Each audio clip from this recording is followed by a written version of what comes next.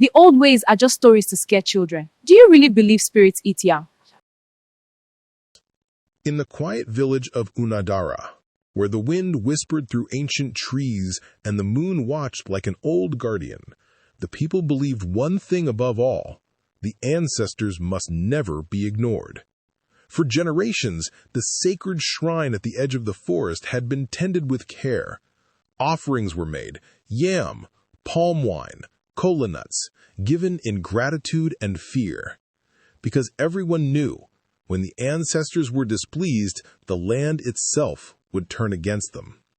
But times had changed. The young no longer listened. Among them was Amara, a bold and curious girl who had just returned from the city. She laughed at the old ways, calling them stories to scare children. "Do you really believe spirits eat yam?" she once mocked her grandmother. Her grandmother didn't laugh. She only said quietly, "Child, not everything you see is all there is." That year, something strange began to happen. The rain stopped. At first, the villagers waited patiently, but days turned to weeks. The soil cracked open. Crops began to wither.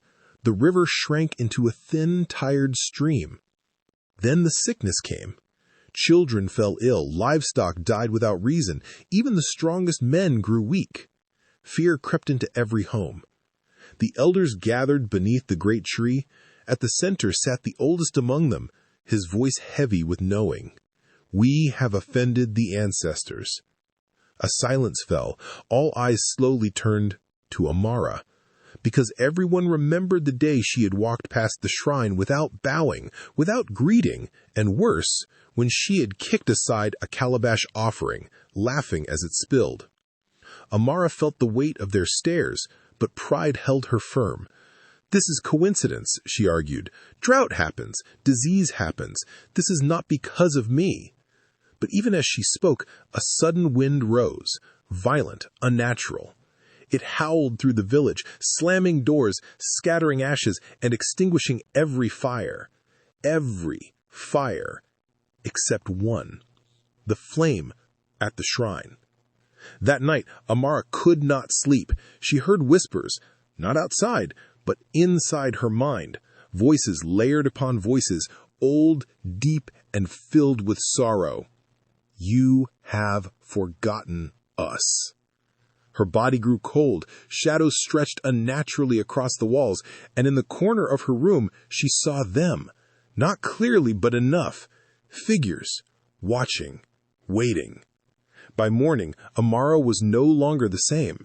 Her laughter was gone, her eyes carried fear. She ran to the elders. "What must I do?" she cried. The priest was called. He spoke after a long silence. "The ancestors are not cruel, but they demand respect. You must go to the shrine, alone, and you must offer what they ask." "What do they want?" Amara whispered. The priest looked at her carefully. "Truth and sacrifice." At sunset, Amara walked into the forest. No one followed. The air grew thick. The sounds of the village faded behind her. When she reached the shrine, the flame burned higher than ever before. Her hands trembled as she knelt. "I was wrong," she said, her voice shaking. "I disrespected you. I forgot where I came from." The wind stilled. Then the whispers returned, clearer now. "What will you give to restore balance?" Her tears streamed down her face. "I will give anything," she said. A silence followed. Then one word echoed through the shrine: pride. Amara bowed her head to the ground. Not just her body, but her spirit. She stayed there for hours, confessing, surrendering, remembering every lesson she had rejected. By the time she rose, the flame had softened, the air felt lighter, and for the first time in weeks, a drop of rain fell. By morning, the skies opened. Rain poured over Umudara, soaking the dry earth, filling the river, breathing life back into the land. The sickness began to fade. The villagers rejoiced. But Amara had changed forever. She no longer mocked the old ways. Instead, she became their protector, teaching others that tradition was not about fear, but about connection, respect, and remembering those who came before. Moral lesson here: respect for culture, ancestors, and spiritual beliefs is not weakness, it is identity. Ignoring where you come from can cost you more than you realize, but humility can restore what pride destroys. Thank you for watching. Please comment down below and tell us about your culture and what you took from the story. Don't forget to like and subscribe. Until I bring the next story your way, it's a bye for me.